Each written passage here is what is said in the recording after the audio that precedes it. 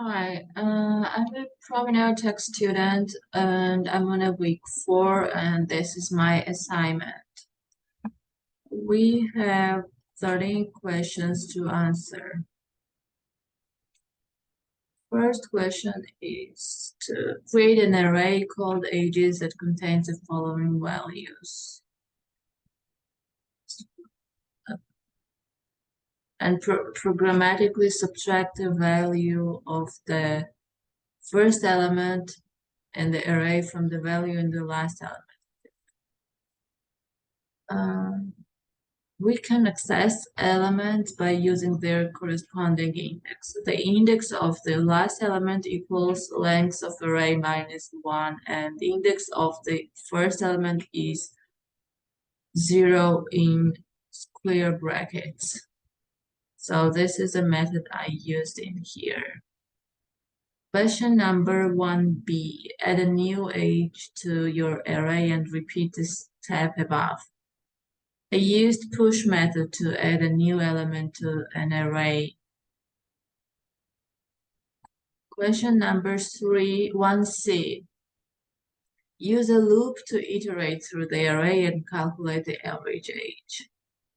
In this question, I used for loop to iterate through each age and add it to the total age variable. After the loop, I calculate the average age by dividing the total age by the length of an array. Question 2. Create an array called names that contains the following values, and here names.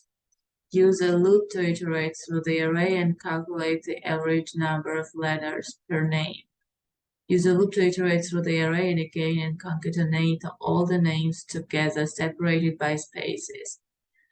In this array, I used for loop again, and I added the length of each name to the total letters variable and increment the count variable. After the loop, I calculate the average number of letters by dividing the total letters by the count. Question number 3, how do we access the last element of an array? We can access elements by using their corresponding index. The index of the last element equals length of array minus 1. Question 4, how do you access the first element of an array? We can access the first element using its index, and it is 0 in square brackets. Question number 5, create a new array called name length. Write a loop to iterate over the previously created names array and add the length of each name to the names length array. I used for loop again, which iterates over each element and calculates their lengths, and used push method to add lengths of each name to the new array. Question 6, write a loop to iterate over name and calculate sum of all the elements.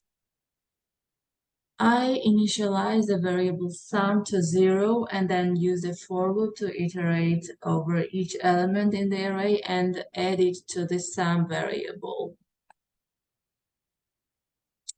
Question 7, write a function that takes two parameters, word and n, as arguments and returns the word concatenated to itself n number of times. In this function, I use the repeat method, which repeats the string n number of times and returns a new string. Question 8. Write a function that takes two parameters, first name and last name, and returns a full name. I used concatenate method to join strings together and create a new string. Question 9. Write a function that takes an array of numbers and returns true if the sum of all the numbers in the array is greater than 100.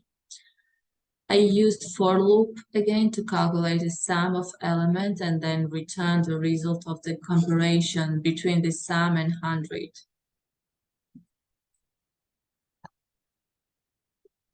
Question 10. Write a function that takes an array of numbers and returns the average of all the elements in the array. In this case, this function calculates the sum of all elements using the for loop and then calculates average by dividing the sum by the array's length.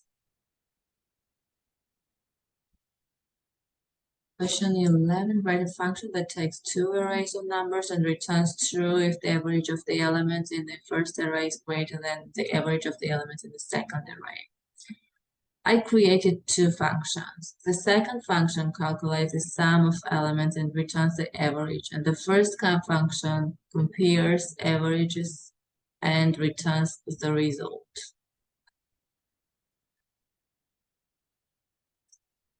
Question 12. Write a function called will by drink that takes a boolean is hot outside and the number money in pocket and returns true if it is hot outside and if money in pocket is greater than 10.50. In this function, I use a return statement with a condition. This condition checks if it is hot outside and if money in pocket is greater than 10.50. If both conditions are met, function returns true.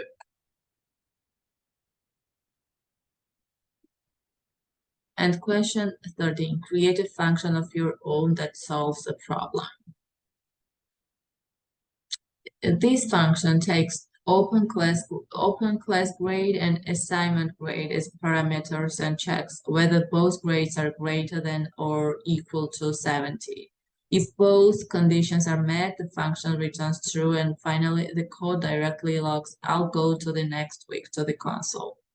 I created this function because if I pass this assignment, I will go to the next week.